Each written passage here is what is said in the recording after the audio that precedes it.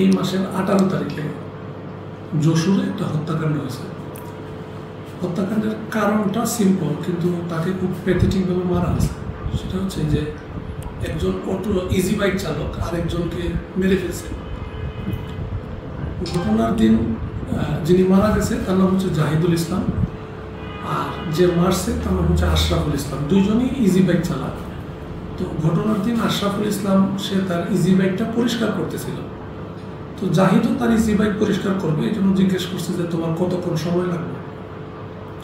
তো এইটা নিয়ে কথা কাটাকাটি হয়েছে তাদের ভিতরে। এক পর্যায়ে প্রচণ্ড ঝগড়া লেগে গেছে।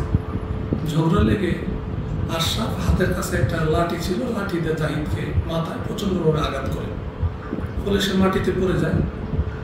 পড়ে যাওয়ার পরে যেটা হয়, আশরাফ এই তার দেহের উপরে উঠে পা দিয়ে তাকে অনেক মারে। মারার পরেও সে থামে না, ওই হাতে যে লাঠি ছিল ওইটা দিয়ে আরও মাথায় আঘাত করে, ফলে জাহিদ ওইখানেই মারা যায়।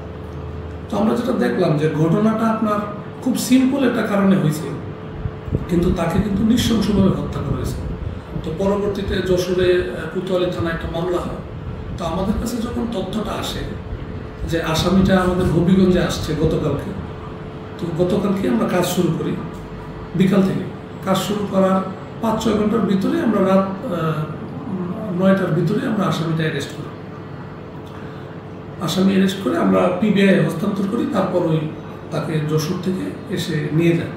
সে আসলে এখানে ছদ্মবেশে ছিল। সে আসলে এখানে আসছে একটা চাকরির খোঁজে। কারণ আপনারা জানেন যে শায়েস্তাগঞ্জ এলাকায় বিভিন্ন ফ্যাক্টরি বা বিভিন্ন ফ্যাক্টরি আছে। তো এখানে যদি সে একটা চাকরি নিতে পারতো, তাহলে তো সে যশোর থেকে এখানে তো আসলে তাকে ট্রেস করাটা খুব কঠিন।